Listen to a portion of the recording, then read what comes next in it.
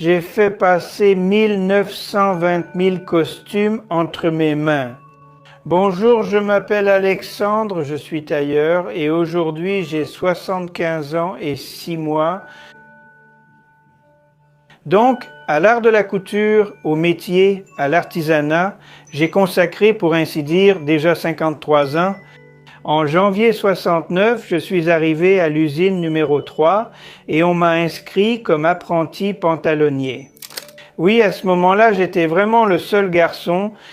Tout cet atelier, l'atelier de couture, était composé d'un collectif féminin de 16 à 18 ans jusqu'à l'âge de la retraite. Dans cet atelier, il y avait environ 30 personnes. Et quand la responsable de l'atelier m'a amené dans cette salle de couture et m'a présenté en disant « Voilà les filles, faites connaissance, c'est notre nouvel apprenti », tout l'atelier, pour ainsi dire, s'est mis à bourdonner. Ça a bourdonné. « Ouh, vous avez brisé notre royaume de femmes !» Voilà, pourquoi avons-nous besoin de cet homme, vous imaginez ? Donc ce n'était pas très facile pour moi là-bas. Le premier pantalon que le coupeur m'a confié, pour ainsi dire, je l'ai cousu pendant une semaine. Les doigts ne m'obéissaient pas, les mains non plus, et la machine à coudre non plus. Je ne le sentais pas avec le fer à repasser. À l'époque, il n'y avait pas de fer avec thermostat. Et j'ai brûlé pas mal de tissus.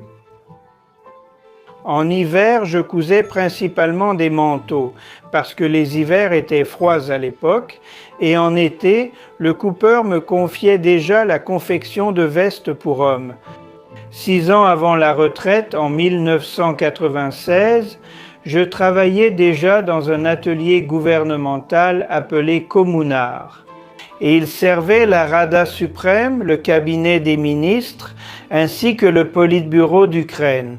C'était un atelier fermé qui servait ce genre de hauts fonctionnaires. Eh bien, par exemple, le chef de la Cour constitutionnelle d'Ukraine. Avant de prêter serment, il est venu me voir. Je lui ai confectionné 2 costumes et un manteau. Et puis, une semaine plus tard, je rentre chez moi et je regarde les infos. Et à la télévision, aux infos, il montre le président de la Cour constitutionnelle prêtant serment de fidélité à l'Ukraine dans mon costume. Mais je suis parti à la retraite en 2002. Vous avez ensuite quitté cet atelier, n'est-ce pas, quand vous êtes parti à la retraite ? Oui, j'ai dû démissionner. Pourquoi ? Parce que le premier local a été fermé pour des travaux, pour une rénovation complète. Je devais aller à l'autre bout de la ville. On nous a déjà fait comprendre, on nous a laissé entendre que nous sommes déjà des retraités et que nous ne sommes plus utiles à personne.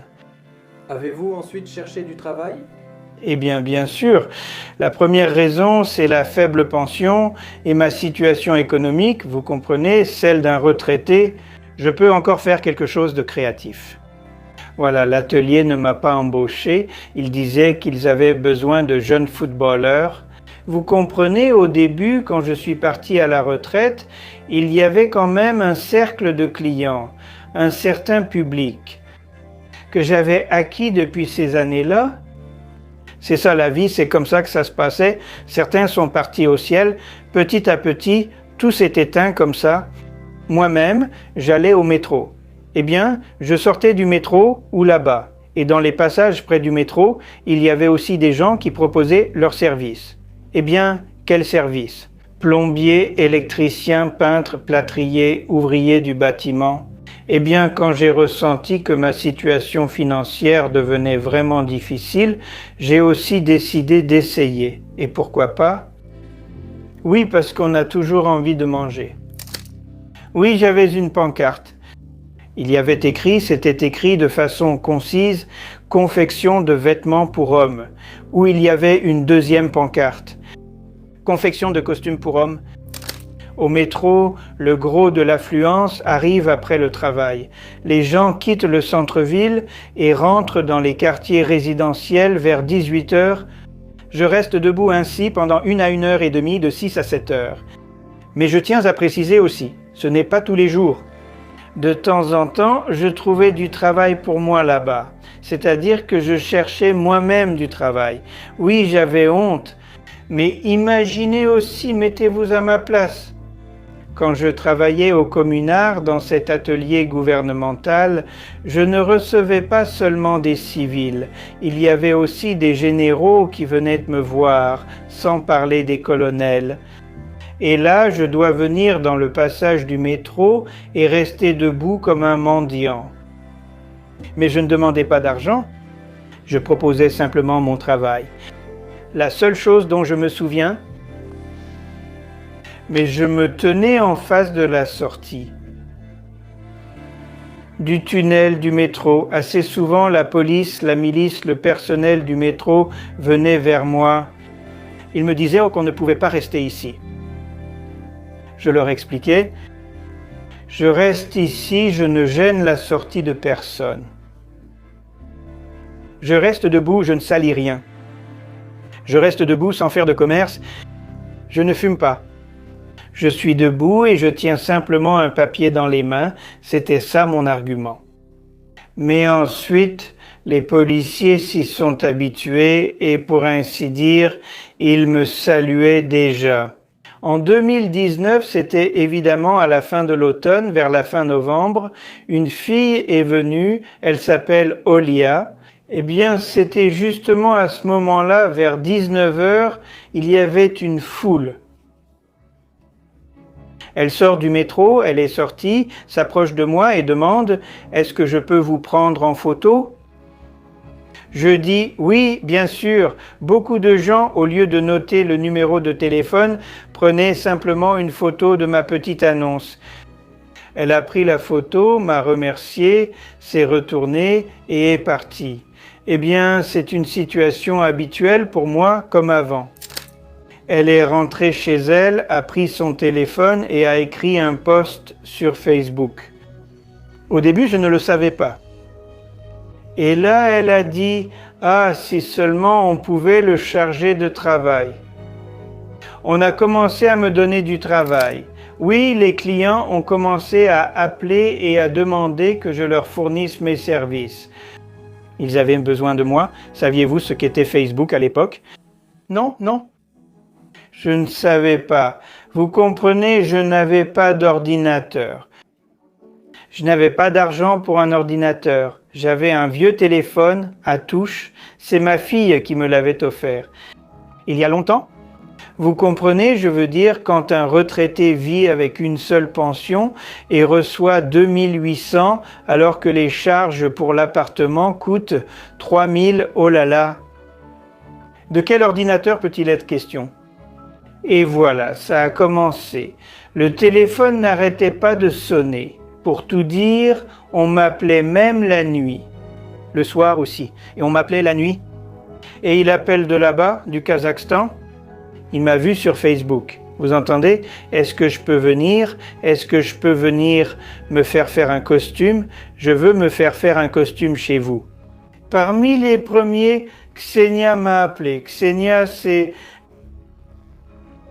la propriétaire de l'atelier. C'est un atelier boutique. Elle m'a appelé et m'a proposé « Alexandre Fyodorovitch, rencontrons-nous. Nous avons beaucoup de choses en commun.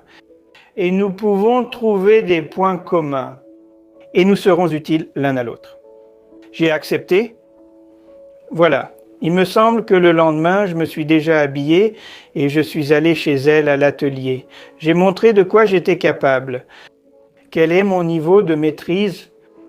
Voilà. Mais Ksenia a tout de suite eu une idée. Elle est l'auteur de cette idée. Elle a proposé, elle a dit « Alexandre Fyodorovitch, organisons une école de perfectionnement, ou bien donnons des masterclass. » Elle a fait de la publicité et a tout de suite réuni un groupe.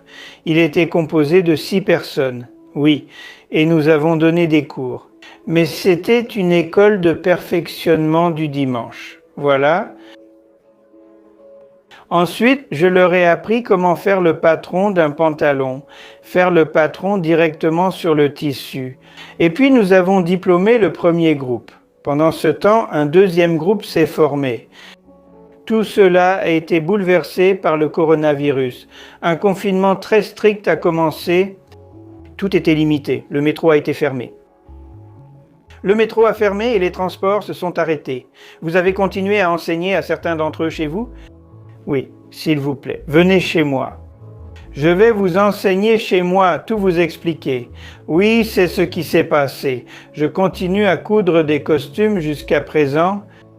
Eh bien, s'il y a des volontaires, la seule chose, c'est que c'est déjà difficile pour moi parce que ma vue a beaucoup baissé. De plus, je veux dire qu'après, j'ai quand même eu le coronavirus.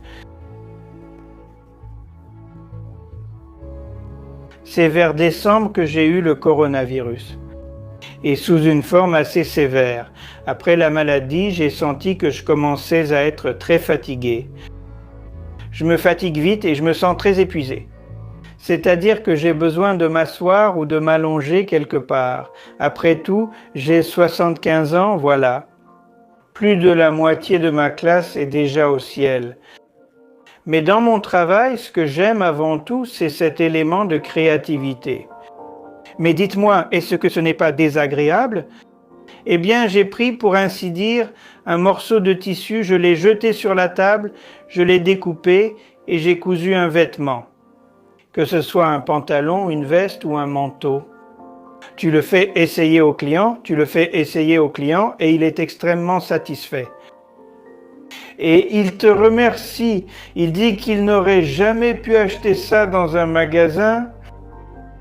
C'est-à-dire que cet élément même de créativité, quand tu as fait quelque chose de tes propres mains et que cette chose est demandée, des milliers de costumes sont passés entre mes mains de maître artisan. Il lui faut juste une aiguille, des ciseaux, une machine à coudre et un fer à repasser. Et il n'a besoin de rien d'autre. La confection de costumes, c'est ma religion. Certains vont à l'église, ils s'inclinent, prient, pratiquent leur religion. C'est la même chose pour moi. Quand je prends ce tissu dans mes mains, moi aussi je prie un peu Dieu, je lui demande de m'aider dans mon travail. Vous savez, le métier de tailleur, c'est vraiment une profession à part. Même Mikhail Choufoutinski a une chanson sur le tailleur, sur la maison, où il est assis, et le temps passe. Dans cette chanson, il demande « Et qui va vous coudre vos vêtements si je meurs ?»